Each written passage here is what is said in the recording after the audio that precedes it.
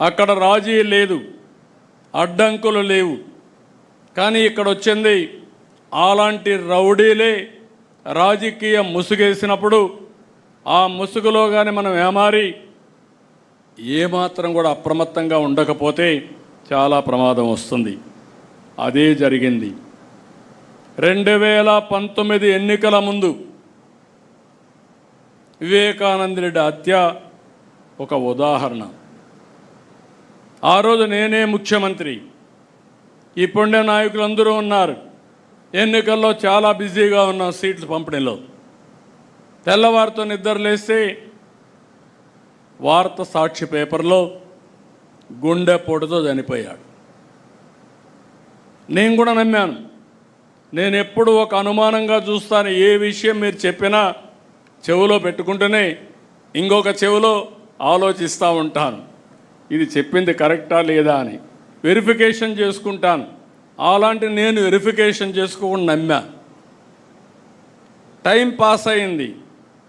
Developments ఎప్పుడూ మీకోసరం నా కోసం ఆగవు. ఈ విషయం కూడా మీరు గుర్తుపెట్టుకోవాలి. ఇది ఒక కేస్ స్టడీ మీ మనసుల్లో ఉండాలి. తెల్లవారితో ఇది జరిగింది.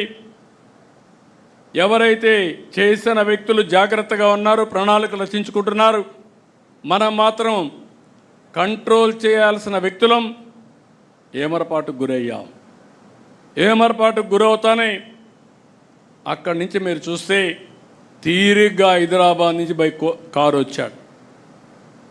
ఆయన కుమార్తె అడిగింది పోస్ట్ మార్టం చేయమని.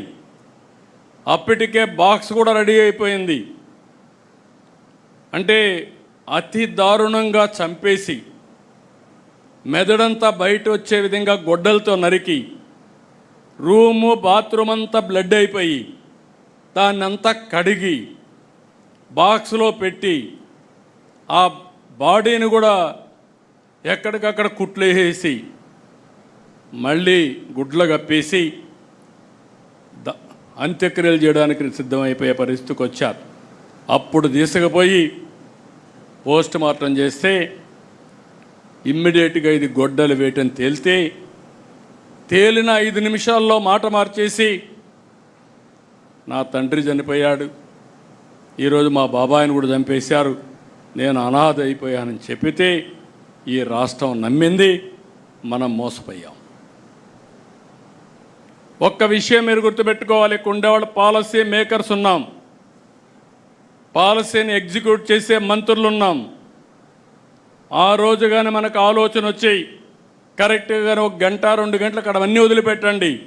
2 గంటలు మనం ఆలోచించి అప్పటికప్పుడే మొత్తం రికార్డ్స్ అన్ని సీజ్ చేసి దోషులను కానీ అరెస్ట్ చేసుంటే మనం ఓడిపోయేవాళ్ళం. ఆ తమ్ముళ్ళు ఎమ్మెల్యేలు మీరు గుర్తుపెట్టుకోవాలి.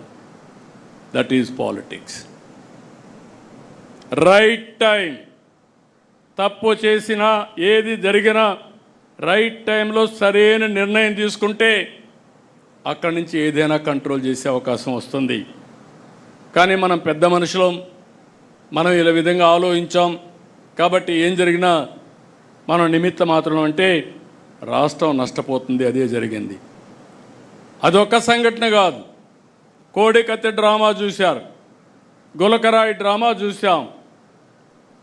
అది అధికారంలో ఉండి ఒకప్పుడు అపోజిషన్లో ఉండి బాబాయ్ హత్య, అపోజిషన్ అయిపోయిన తర్వాత అధికారంలో ఉంటే మళ్ళీ డ్రామాలు. ఇప్పుడు మళ్ళీ అపోజిషన్లోకి వస్తే ఇంటి దగ్గర ఫైర్ యాక్సిడెంట్ అనే పేరు పెట్టి గడ్డేదో గాలిందని దాన్ని రాజకీయం చేయడం.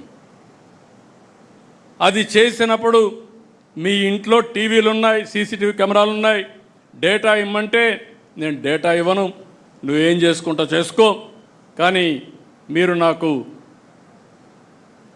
సెక్యూరిటీ లేకుండా చేస్తాను ఎదురుదాడి చేయడం. నిన్న మొన్న మీరు చూశారు, ఒక రాజకీయ నాయకుడు పరామర్శిస్తాడు, తప్పు లేదు, పరామర్శించేవాడు ఎవరిని పరామర్శించాలి? గంజాయి బ్యాచ్నా, రౌడీ షీటర్నా? అంటే మీ పార్టీలో ఉండే రౌడీ షీటర్లు గంజాయి బ్యాచ్ని మీరు ప్రోత్సహిస్తే మేము యాక్షన్ తీసుకుంటే అది తప్పు. యాక్షన్ తీసుకోకపోతే మీ అందరికీ లైసెన్సు.